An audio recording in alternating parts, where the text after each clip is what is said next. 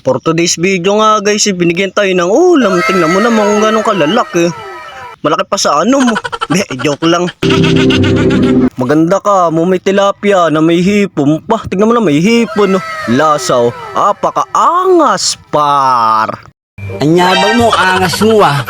Ang angas mo ah. Ano pa ba gagawin natin? Di plastic na natin. May nakahanda naman na akong plastic na din di nung may plastic ko nga diretso na ako sa tulay para bisitahin yung pinapakain kong bangus. Tignan mo na may tulay, apakahaba. Nakakatakot pa, parang malalaglag ka ng malalaglag. Ganun ba? Sana pinatato mo sa noo mo. Tignan mo naman kasi may paliko pa Pero basic lang ngayon sa atin. Tayo pa, lakas natin ngayon. Hindi magpapakain na nga tayo. Hinintay lang natin kumain ni bangus at madalang pa. Maya maya ayan, tignan ninyo. Tignan na lang ninyo. A few moments later.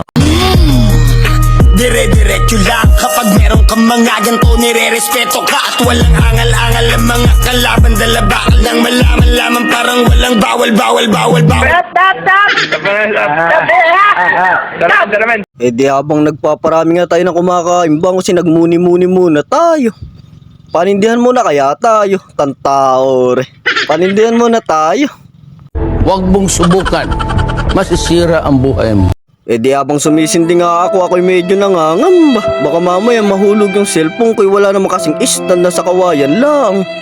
Tanggalin ko na kaya. Mayabang kasi. May maipakita lang. Pero pagka nagkapera tayo, bibili tayong stand. Tanggalin ko na. Ang galing! Di ayun na nga dumadami-dami na yung kumakain sa tulay natin. Pero maya-maya dadami pa yan. Tingnan mo naman. Ayun yung mga nakikita mong parang alo na yan. Isda yan. Ayun. Wala kaming pakialam! Nung nangawitan nga ako sa pag-upo, naglakad-lakad na ako. Di kasi ko saninang nakaupo ng nakaupo. Gusto ko yung galaw ng galaw yung katawan ba. Ganun. Sinungaling ka! Di ayun na nga Ayan, dumadami na yung isda natin. Sabi sa inyo. Ayan, dumadami na. Tingnan mo yung pitch na yan. Saglit lang yan sa kanila. Tingnan ninyo. Tantaore. Panoorin mo. Tingnan mo. Apakaangas par.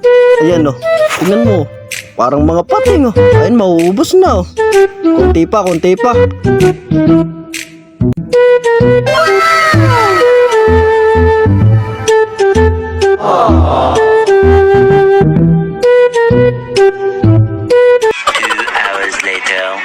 So nakaubos na nga tayo.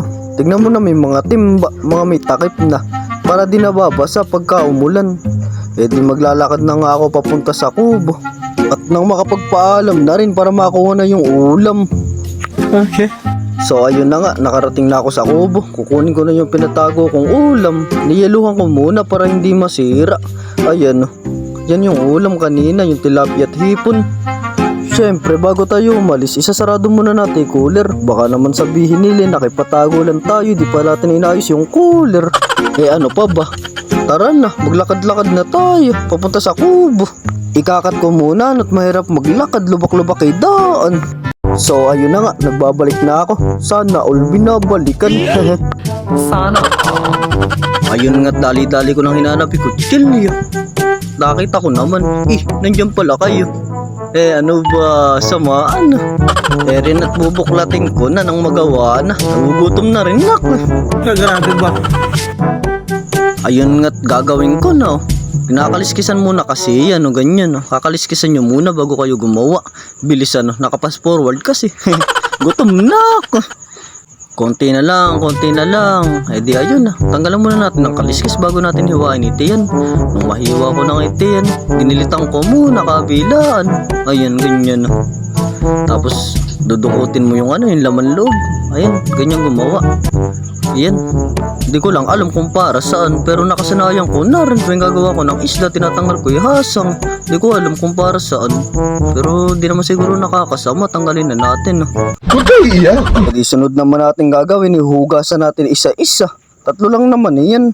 Siyempre kakalikot-kalikutin mo muna para lumabas yung yung bang katulad niya mga tira-tirang laman loob. Napaka green minded nyo naman kasi. Oh, isa na lang, mahugasan na lahat. Sana all nahuhugasan. Di katulad niyan.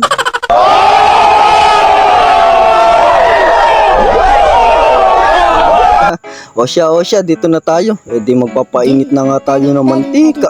Ayan, ibubuhos ko na. Pero kasi kayo kautuan. Natatawa tuloy ako. Okay, waiting na lang tayo uminit yung mantika. Maya-maya lang, tignan nyo, kukulo na yan. Para masarap pagperituhan. Eh di habang naghihintay tayong uminit yung mantika, nilaro ko may pusa ko, nanggigigil kasi ko. Pero nung naamoy kong mabaho, dun ka nga.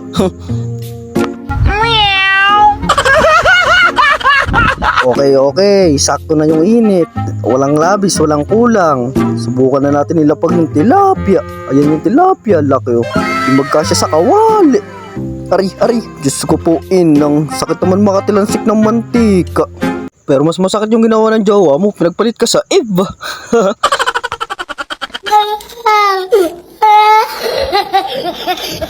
Eh di ayun na no, luto na nga yung tilapia natin. Lutong ata. Sarap naman. Wow naman! Wow! Eh ano pa ba dapat? Isunod na natin yung hipon para masarap. Isang lutuan na lang. Isinaling ko na nga. May alimasag pa. Siyempre, lalagyan natin konting tubig. Halabos yan. Tubig. Tapos, lalagyan mo ng konting asin. Pwede na.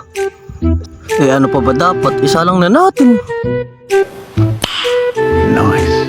So, ayun nga. Bukas pa yung kalan sa pagkakapirito ng tilapia. Sinalang ko na agad. Gutom na talaga ako. Tantaor. Takpan muna natin. Balikan na lang natin pag luto na. 2,000 years later. Eh di nung matansya kong parang goods ni binuksan ko. Naku po, inang sarap naman. Ba't kaya ganun? Pinoy yan, alam nang mainit, hinahawakan pa. Pinoy talaga. Halika na't ilapag na sa hapag. Salamat sa Diyos, natapos din sa maghapon. Makakakain na din. Pasensya na kayo, no? Ganyang buhay lang meron ako. Ganyan lang yung karaniwang ulam sa amin. Buong bansa ay walang pakialam! Abay, syempre, maraming salamat sa Panginoon Diyos. Kahit kailan, hindi niya ako pinabayaan. Kahit sa simpleng biyaya lang, napakalaki na sa akin. Maraming salamat po. O tara, kain tayo. Sana hoy sa simpleng content ko na ere maghapon nagustuhan ninyo.